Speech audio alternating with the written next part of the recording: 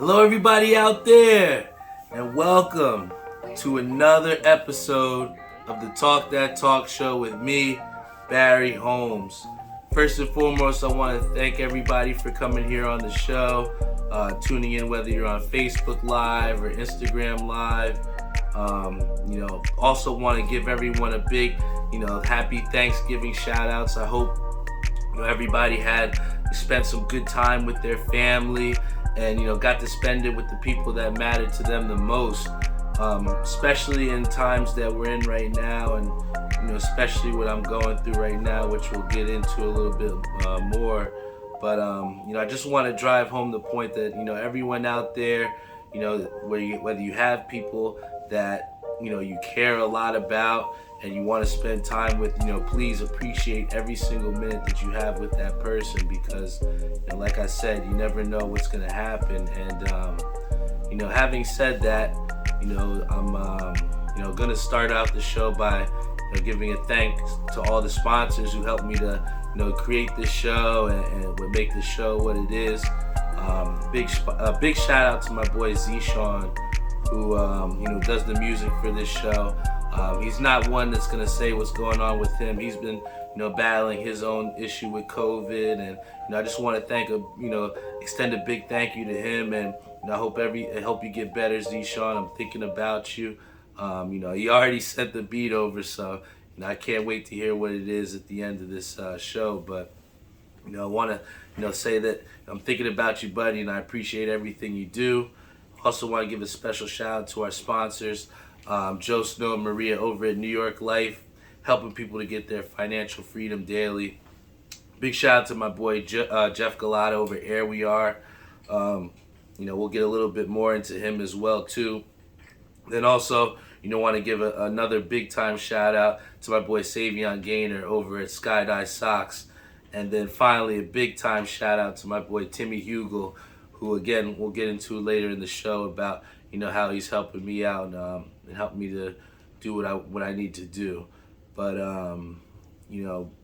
before I get into the show, I made a big promise to one of my good friends, and I say good friends still because it's just been a really rough week, and I normally, when I come into these episodes, I try to have nice little itinerary up for you guys, and put some notes up there. But for something that's so hard that we have to go through and deal with, I felt like it was only right to just speak straight from the heart.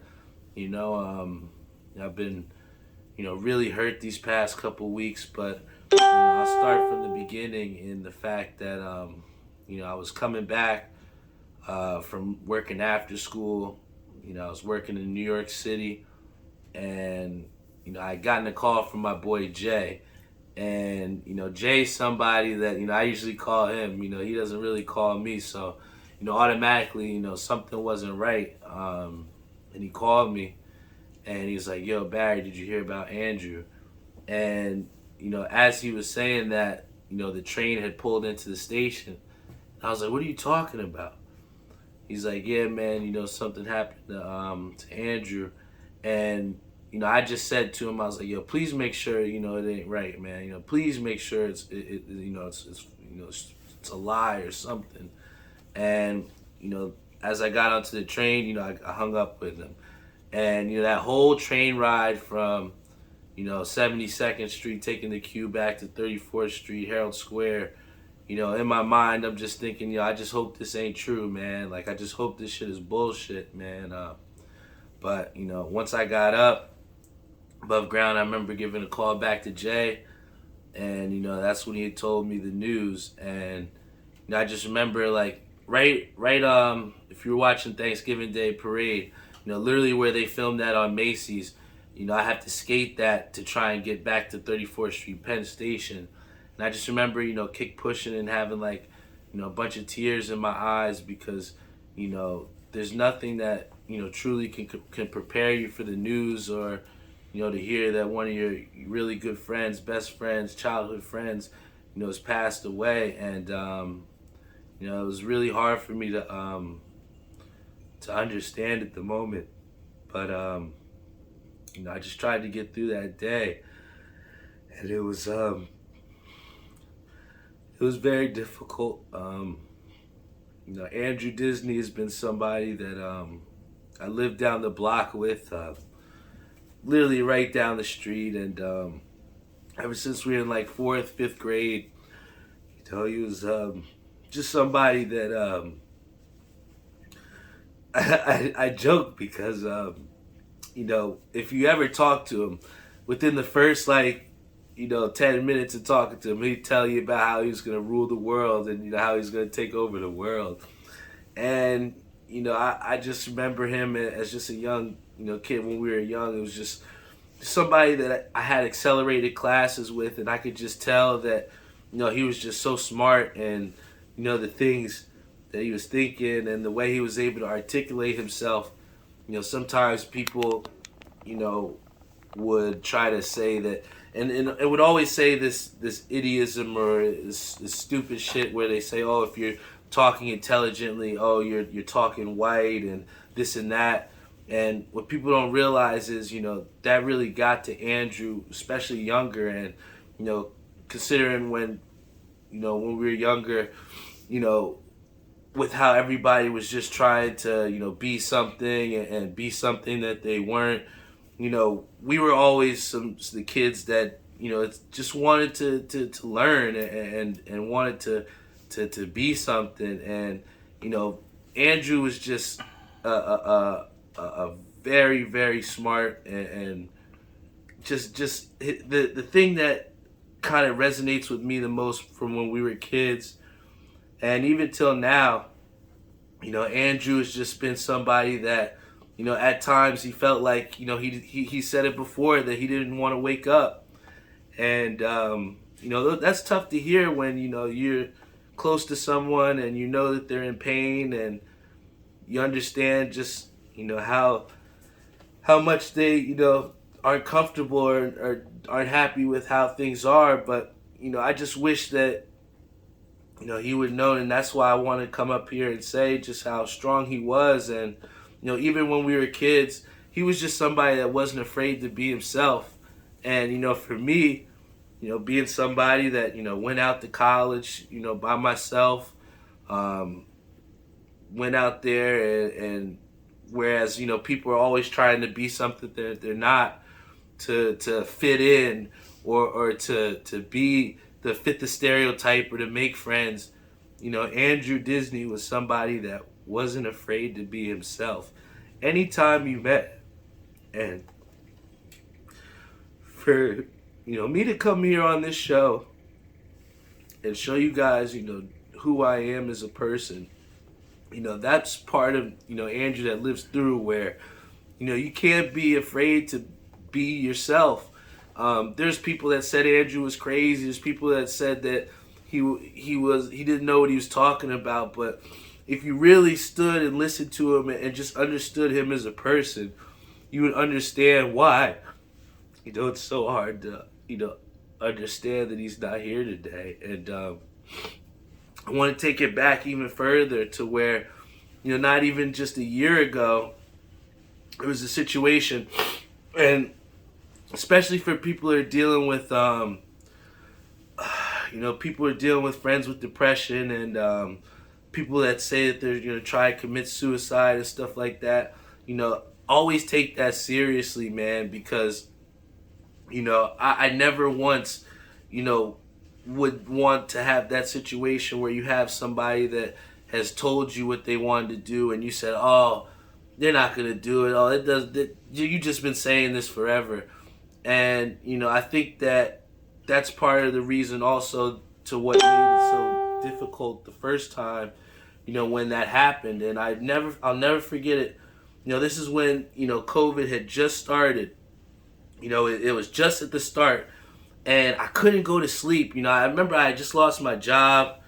I was feeling shitty. And, it just wasn't a good time. And I remember just not being able to fall asleep for some reason. And then I looked, on the Facebook Live. And I just seen, it was like Andrew on a Facebook Live with like the train tracks or something. And, I just was like, what the fuck, man? Like, what is this? And I remember, just trying to call him, and I remember getting in contact with him. Like, yo, Andrew, like, what the fuck, man? Like, I see you doing some wild shit, man. And, he pretty much told me, he's like, yo, man, fuck this shit. I'm about to kill myself. I'm on the train track. I said, what train tracks? And then, like, even right when he said that, I just remember just running, just getting in my car and going over to Edison train station. And, when I got over there, I remember getting out of the car, and I remember looking around, and I couldn't, like, I heard him, but I couldn't, like, see where he was at. So I get up on, like, the platform, and sure enough, he's literally on the tracks. And I hadn't said anything to my parents or anything to nobody. Like, I just got out the door and bolted when I seen what was happening. Like, and little did I know, but my dad had followed me. So, we're on the tracks trying to get him up off the tracks. And, I don't know what I said to him. Like, it's just like really black right now. But all I know is we were able to get him up on the tracks. And, I just remember when he got up, he was just like, why did you do that? Like, why didn't you just let me die? And I was like, I just remember saying, because I love you, man. Like, I want to make sure that you're here, and immediately it's the South Side in me. Like, right after that happened, I'm just thinking, like, oh man, we got to get out of here before the cops get us, man. And I just remember thinking, let's try and get him in the car. And as soon as I got in the car, get him in the car, cops pull up, and it was a decision where it was just like, do I just tell him whatever so I can just try and get with him and dip, or I just tell him the truth? And I just told him straight up, like, this has been my best friend, my really good friend from elementary school, and he's hurt and he wants to kill himself, and I'm not gonna let that happen. And sure enough, he got the help that he got. And the crazy thing about that was 2 weeks before, he was a guest on my show, and I was so happy to have him on, and it wound up being a great episode. But if you watch that episode, there was some some things in there that were red flags, and I just wanted him, after I pulled him off them train tracks, I wanted him to understand that there are people out there that cared about him. And we always say it all the time about how, like, sometimes it's harder for us, like, within our own mind than what it is in reality. And nobody can say what your pain looks like or what it can look like for somebody else. But the one thing that I can say is that Andrew had made, like, considerable strides, guys. Like, after that happened, I still have the message in my phone. I'll never delete it. He said, you more than likely saved my life, man. I just want to, do what I can to make sure my mental is right. And I believed him, man, and I know it in my heart, because, he, every time I would see him after that, he just seemed more and more, like, cognizant and just happy to be there. And that's what's just so heartbreaking, because you really don't know what's going on in people's lives, man. And after that, I remember talking to him a little bit and saying, like, yo, we should definitely have you back on the show again, man, because I think that to come back from where you came from to maybe empower someone else, like, I think you should come back on again. And he, without hesitation, he was like, yeah, I'm on, like, let's do this. And that second episode has been something that I've watched a couple of times since I got the news Monday, because a lot of things that he said, like, truly will have you believe that he was at peace. And what gives me little solace in a situation like this. But after that second episode, I think the toughest thing is that knowing what the news is now, we can always question ourselves as far as, like, why didn't we reach out a little bit more? Why didn't we spend this amount of time with somebody? And, that's some tough shit to deal with, man. And it's something that I've kind of been battling with. as we get older, life happens. People get girlfriends. People move away. Um, it happens, and I think that the real true testament of how good of a friend you really have is just no matter how long it's been since you talked or since you seen each other, just when you can pick it up right where you left off. I think that that's a true testament. And the crazy thing about all of this was the very last time I saw him. And this is why I truly do believe in a higher power and why there is a God upstairs. But, for like over 40, 50 weeks, I'd always had the episode on Friday at 8:30 p.m. You guys know what time it is. And that day, little did I know, like, it wound up being, the sponsor for our show, Jeff Galata. He's having, I think, like a 70th birthday party, big at like the Edison boat place or whatever. But something within me, I was just like, you know what? I'm gonna do the episode on Saturday, man. I'm gonna record this on Saturday and go to this party on Friday. And lo and behold, that wound up being the last time I would see my friend Andrew Disney. And I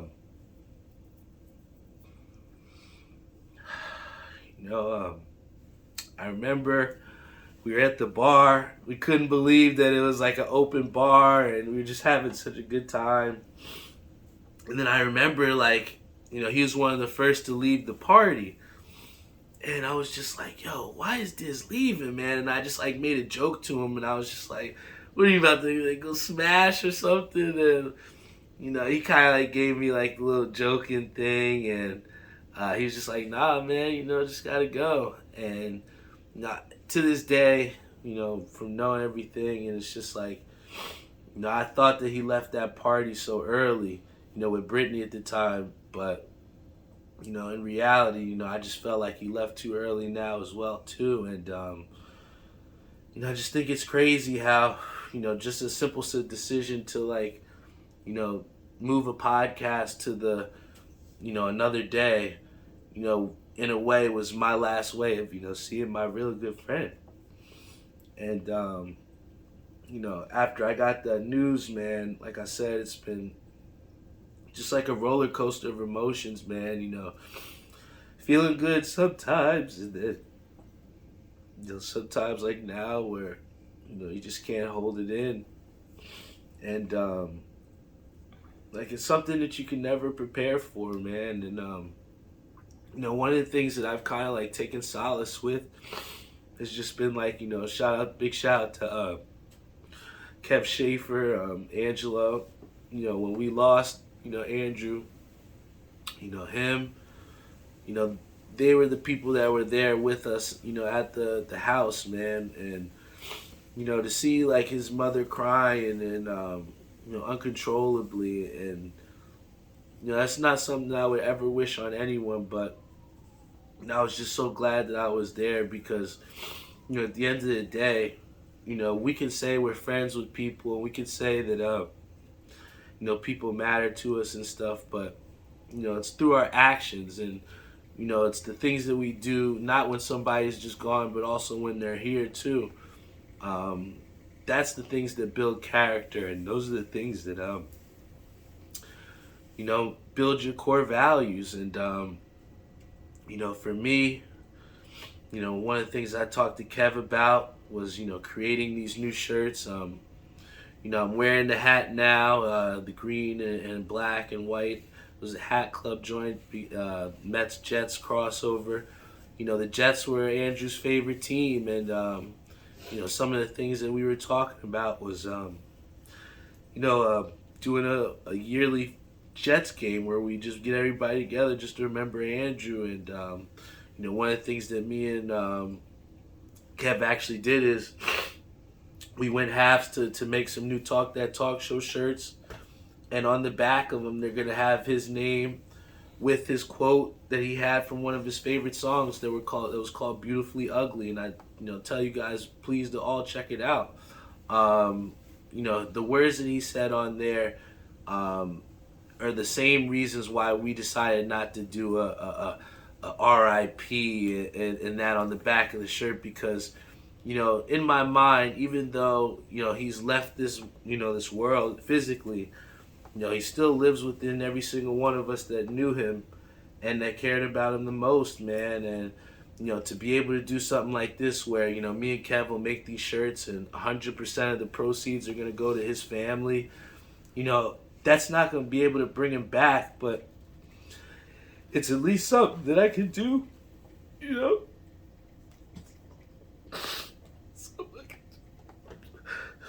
And to have people out there like Kenny Lou, who, when I first tell him about what me and Kev are gonna do, the first thing he thinks of is like, yo, I don't even know this guy, but he's somebody that means something to you, and here's just 100 off the rip. And it's not about the money, guys, but it's just the fact that when you have character and you have people that care about you, the things that you do, to help other people, if you do it with positivity, love, and with a full heart, people are going to go on top of it, and they're going to go with you and support you. And that's why, to this day, it hurts so much, because, Andrew, he rocked my shirts. He was always talking about, how much he loved the show. He told me, I have the text where he's saying, yo, you really got something brewing, man. You got to keep this going. And again, Saturday, tomorrow, like, I was dreading this day, coming up here and trying to be vulnerable, because I didn't know what to say. I didn't know if I wanted people to see this type of side of me, what they would think. But, the same reason why I put Andrew on the back of the shirt, and the same reason why, so many people are hurt and devastated, is because the man was so, comfortable with being in his own skin and being who he was. And damn it, if I'm going to come here on the show and not show you all who I am, how can I mourn for this man that, his core values align with mine, and just the response and the connection that we had. It's just something that you can't fake, man. And I'm hurting. I didn't want to be here, on this show with doing this. I don't want to go tomorrow and face the reality that, I am never going to see my friend again. But, the one thing that, what Kev has been telling us, and, just our support system out there, it's just been, we just got to keep his name alive and just continue to, stay out of routine. I remember I was going to, not leave the house and just stay there. And Kev was like, nah, man, you got to go to bowling, man, because, he would want you to do those things. He would want you to, stay in that routine. And, I know that they say that, as you keep your routine and as you continue to do things, it starts to hurt less and less. But, I haven't reached that stage yet, because, I'll get through a little bit, and, then there'll be the surge where it just comes through me that, he's not going to be here. And, I'm dealing with that every single day, and, it's not going to, get better anytime soon. But, all I can think is, and all I can try and do is, each and every day, just try to be a better version of myself, believe in myself, and showcase to not just you guys on this podcast, but to every single person that, that I meet and encounter, that, positivity and love is what, bleeds through my body. And, I'm just willing to share, any type of advice, experience, help with anybody that wants it. And, I think that, hopefully through seeing me and seeing the things that I'm going through, it just provides those people that hope that they can get through that. And, I'm not the only person that's dealing with losses. I remember talking to, a guy that I'm very cool with now that I work with at my school. Big shout out to Mr. Mo. But even in a situation where I was visibly upset and I went to work, and he was able to share with me that he lost his brother very tragically, and he was able to share that vulnerability with me. And even in the same time of dealing with this during Thanksgiving, and having other people as well out there saying that they're dealing with losses too. The main thing that we can all do is live on through those people that we love and keep them and cherish them within our soul and our minds and our hearts, and just continue to step forward positively and do positive things, because I know if Andrew up there would want that. I know that all the people that I've lost over the years, I know that they would want that for me to continue to move on, continue to be positive, continue to inspire people to believe in themselves and to be their truest versions of themselves, just like Andrew was. He went in like Andrew Disney, and he went out as Andrew Disney. Nobody else's expectation of himself. He was himself. And I think that, above all, if I can, instill anything into any single one of you through watching this show, all I can say is that be true to yourself, and stay true to yourself. Don't let anyone's expectations of you dictate how you live your life. You gotta be comfortable in your own skin, and I'm just thankful for the time that I had with Andrew. I'm thankful for the things that I hold within myself, that he's kind of given me power and strength with. And I know that tomorrow is not going to be easy at all, but I just know that I had to come here tonight and fulfill a promise that I made to his mom. I told her that this entire episode would be about Andrew, and that we will continue to live on his name positively, and that it won't be forgotten. So thank you all to everybody that came in and tuned in, whether you're on Facebook Live or Instagram Live. This was definitely one of the hardest things I've had to do, but it doesn't get any easier tomorrow. And I just miss my brother, Andrew, and I just wish that things were different. But everything happens for a reason, and I just hope that Andrew up there is at peace, and that he knows that there are people down here that will never forget him, and that love him very much. So thank you all to tune in. This is the Talk That Talk show. Every Friday night, 8:30. You know what time it is, and that's all I can say, man. Happy Thanksgiving to everybody out there. And I hope you had a great time with your family members. Stay blessed, and above all, when you go to sleep at night, just know that if you were yourself and you were your best version of yourself, that it was a good day. Love you guys.